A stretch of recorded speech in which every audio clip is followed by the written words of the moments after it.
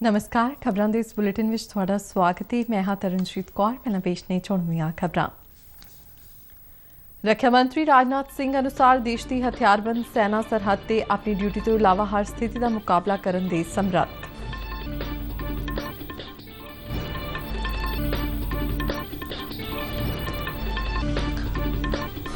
मौसम विभाग ने इस वरे मॉनसून विच आम वर्खा की संभावना व्यक्त की।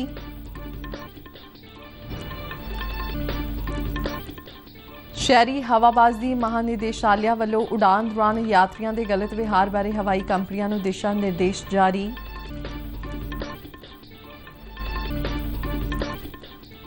श्रोमणी अकाली दल और बहुजन समाज पार्टी गठजोड़ ने डॉक्टर सुखविंदर सुक्खी को जलंधर पार्लीमानी हल्के की जिमनी चोण लई सांझा उम्मीदवार ऐलानिया।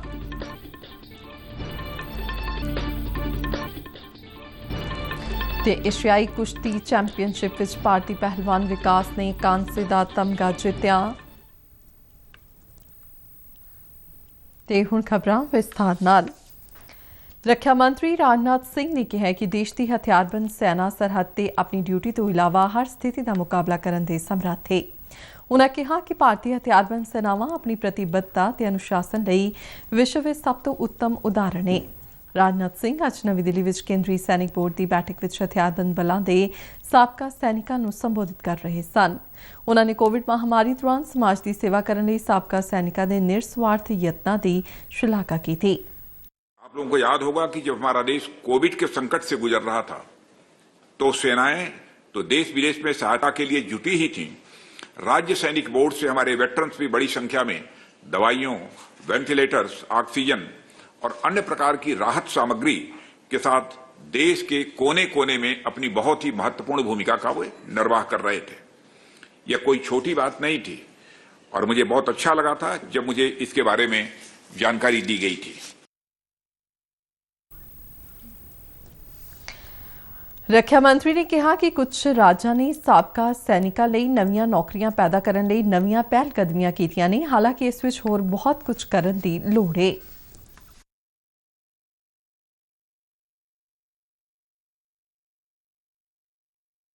जब हमारी सेनाएं सीमा पर खड़ी होकर सुरक्षा का कार्य करती हैं तो उस समय वह किसी एक खास राज्य या किसी खास पार्टी या देश के किसी खास समुदाय की सुरक्षा नहीं कर रही होती हैं।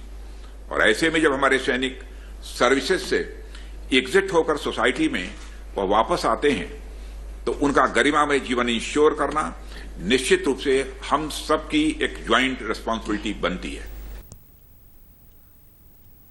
रक्षा मंत्री ने कहा कि 34 लाख साबका सैनिकों की मौजूदा ताकत विच हर साल लगभग 60,000 सैनिक शामिल किए जाते हैं। इसलिए इन्हां साबका सैनिकों ते उन्हां दे परिवारां दी देखभाल करना सरकार की वड्डी जिम्मेवारी है। देश को अपने एसेट्स पर गर्व है। इन सभी वीरों और उनके परिवार की देखभाल और रीसेटलमेंट को इंश्योर करना यह हमारी एक नेशनल रिस्पांसिबिलिटी है, जिससे ये सभी एक गरिमामय जीवन व्यतीत कर सकें और हमारी सरकार इसके लिए पूरी तरह से कमिटेड है। जिक्र योगी की मौजूदा देश विच 34 राज सैनिक और 409 जिला सैनिक दफ्तर ने। केंद्रीय खजाना मंत्री निर्मला सीतारमण ने कहा कि भारत हुनर विकास और डिजिटलीकरण पर विशेष ध्यान दे रहा है ताकि लोगों का जीवन वधेरे आसान और अर्थचारे को पारदर्शी और संगठित बनाया जा सके। उन्होंने कहा कि कुशल युवा शक्ति और विशाल घरेलू बाजार कारण भारत विश्व को अपने वाल खिंच रहा है। वाशिंगटन डीसी में स्प्रिंग मीटिंग 2023 के दौरान Peterson institute of international economics विच एक प्रोग्राम दौरान खजाना मंत्री ने यह गल कही। उन्होंने कहा कि भारत आलमी पूर्ति लड़ी विच महत्वपूर्ण भूमिका निभाने लई तैयार है। सीतारमण ने कहा कि G20 विच भारत नूं सारे देशों नूं नाल नाल लियाउण दा मौका मिलिया है ताकि दरमियानी अते घट आमदन वाले देशों दीयां कर्जा संबंधी समस्यावां नूं सुलझाया जा सके। उन्होंने कहा कि बहुपक्षी संस्थावां कर्ज नाल लदे देशों नूं 3 ਤੋਂ 5 साल विच राहत देने की तजवीज़ लैके आ रही ने। खजाना मंत्री ने कहा कि भारत की G20 की प्रधानगी विच कर्जा संबंधी समस्यावां ते जानकारियां नूं साझा किया जा रहा है। देश विच इस साल मॉनसून की बारिश आम वांग होने की संभावना है। दक्षिण पश्चिमी मॉनसून सीजन की बारिश की भविष्यवाणी बारे नवी दिल्ली विच मीडिया को जानकारी दिंदिआं भू विग्यान मंत्रालय के सकत्तर M रविचंद्रन ने अज कहा कि जून तो सितंबर तक मौसमी वर्खा लंबे समय की औसत LPA का 96% होने की संभावना है। उन्होंने कहा कि इस साल जून तो सितंबर दौरान लगभग 83.5 सेंटीमीटर वर्षा होगी, जो कि आम श्रेणी में आउंदी है। इस मौके पर संबोधन करदे भारत के मौसम विभाग के director general doctor Mrityunjay Mahapatra ने कहा कि दक्षिण पश्चिमी मॉनसून दौरान प्रायद्वीप के कई हिस्सों के नाल लगते पूर्वी मध्य उत्तर पूर्वी खेत्रों और उत्तर पश्चिमी भारत के कुछ हिस्सों में आम बारिश की संभावना है। उन्होंने कहा कि मॉनसून सीजन दौरान अल नीनो स्थितियां विकसित होने की संभावना है और इसका असर मॉनसून सीजन के दूजे अध दौरान देखा जा सकता है। उन्होंने भी कहा कि सारे अल नीनो साल खराब मॉनसून साल नहीं ने। पूरी भारत में जून से सितंबर के अंदर जो बारिश होने वाला है वो लॉन्ग पीरियड एवरेज का 96% होने का पूर्वानुमान किया जा रहा है।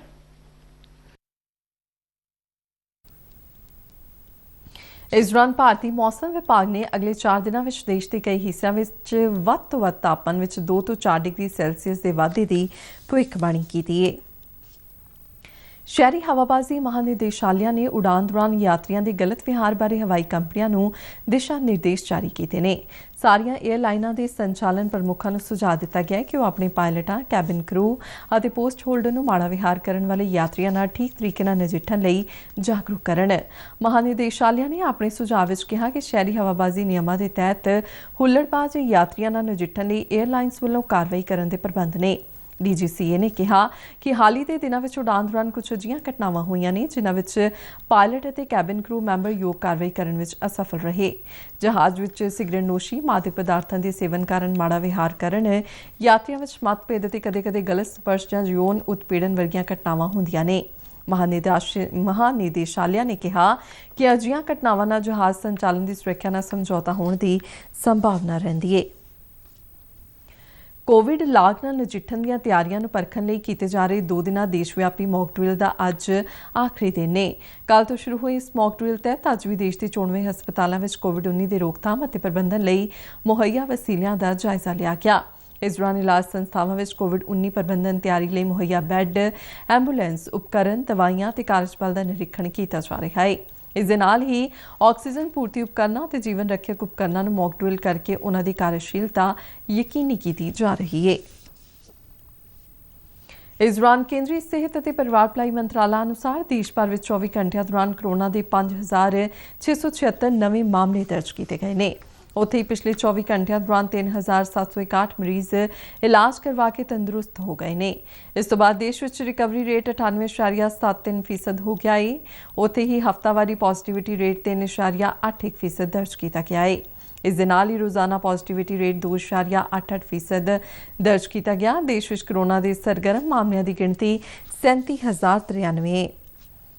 इस दौरान पठानकोट के सिविल हस्पताल विच भी जिले के सेहत विभाग की कोरोना नाल नजिठण नूं लैके तैयारी का भी मुलांकन किया गया। इस मौके civil surgeon doctor Aditi Salaria ने मॉक ड्रिल का जायजा लिया।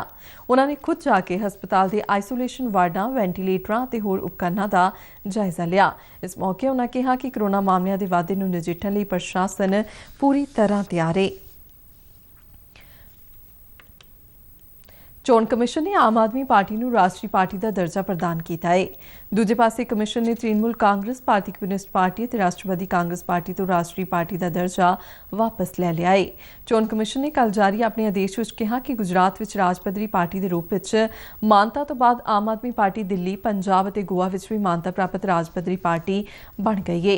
कमिशन ने कहा कि पार्टी ने राष्ट्रीय पार्टी के रूप में मानता प्राप्त करने दी शर्तों को पूरा किया है।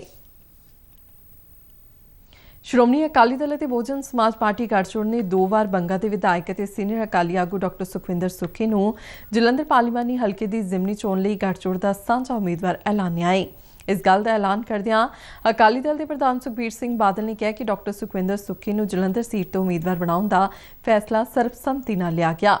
सुखबीर बादल ने कहा कि अकाली दल ते बसपा गठजोड़ शांति और फिरकू सद्भावना तो इलावा किसानां, दलितां, नौजवानों और सरकारी मुलाजमां लई न्याय के मुद्दे ते यह चोण लड़ेगा।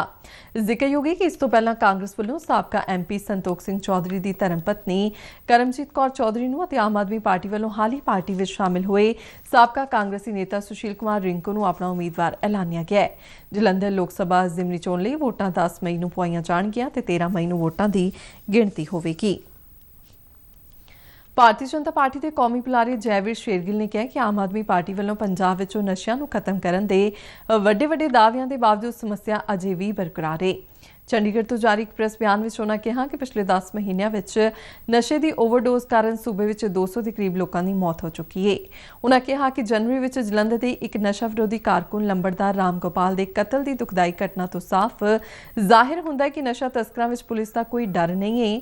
ਉਨ੍ਹਾਂ ਨੇ ਪੰਜਾਬ ਸਰਕਾਰ ਤੋਂ ਰਾਜ ਵਿੱਚੋਂ ਨਸ਼ਿਆਂ ਦੇ ਖਾਤਮੇ ਲਈ ਚੁੱਕੇ ਗਏ ਕਦਮਾਂ ਬਾਰੇ ਵਾਈਟ ਪੇਪਰ ਲੈ ਕੇ ਆਉਣ ਦੀ ਮੰਗ ਕੀਤੀ।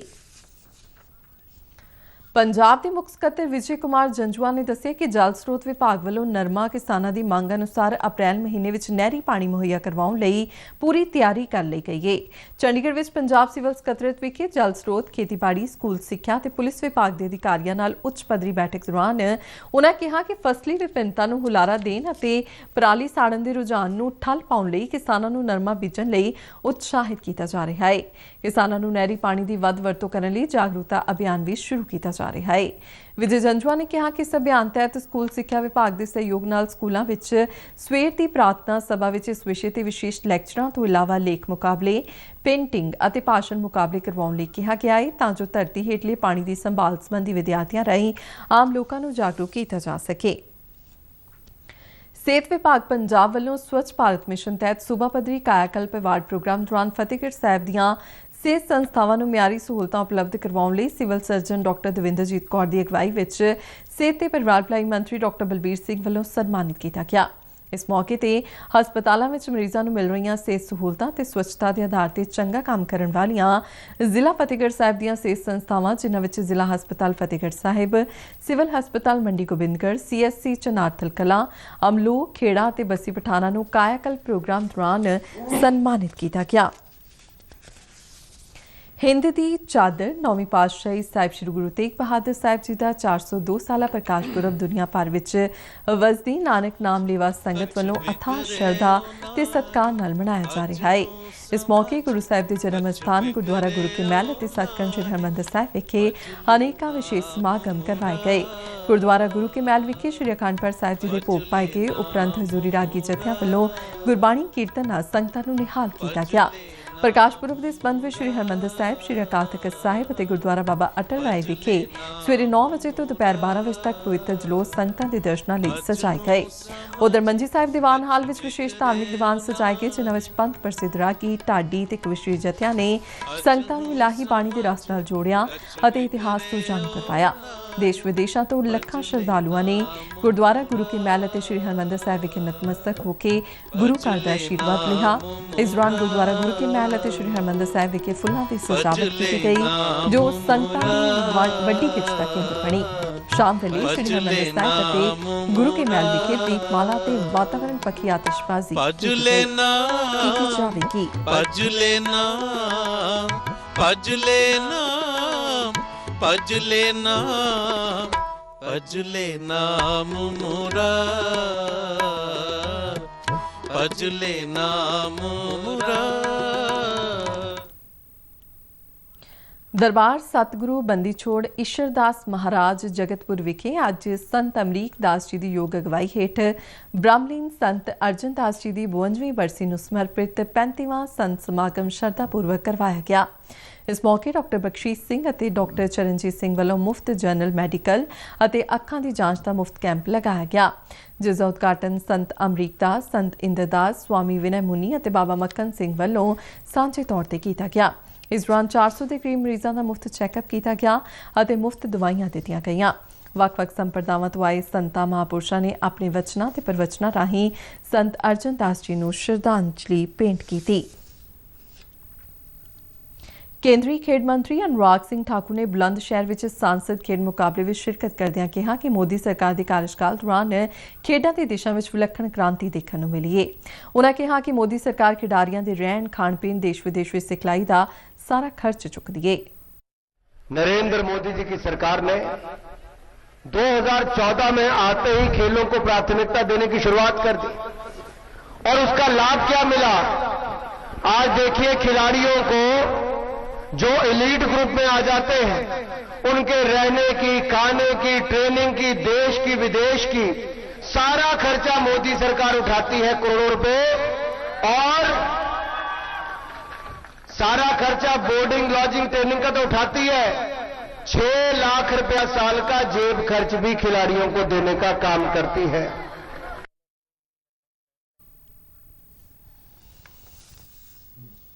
एशियाई कुश्ती चैंपीयनशिप के दूजे दिन भारतीय पहलवान विकास ने कांसे का तमगा जित्तिया है। चैंपीयनशिप के 72 किलो ग्रीको रोमन वर्ग में विकास ने चीन के पहलवान जैन टैंग को 8-0 नाल करारी मात दी। विकास ने अपने विरोधी को सिर्फ 1 मिनट 41 सेकंड विच हरा के कांसे का तमगा हासिल कर लिया। खबरों के बुलेटिन साडे दर्शक RNU DDK जलंधर के यूट्यूब चैनल, फेसबुक पेज और ट्विटर हैंडल से भी वेख सकते हैं।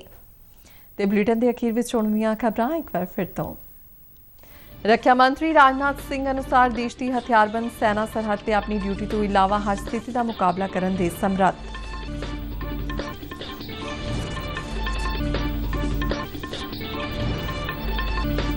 मौसम विभाग ने इस बारे मानसून में आम वर्खा की संभावना व्यक्त की।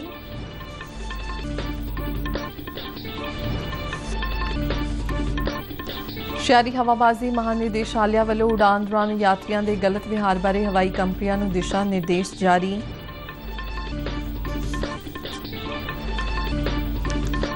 श्रोमणी अकाली दल और बहुजन समाज पार्टी गठजोड़ ने डॉक्टर सुखविंदर सुक्खी को जलंधर पार्लिमानी हल्के की जिमनी चोण लई सांझा उम्मीदवार ऐलानिया।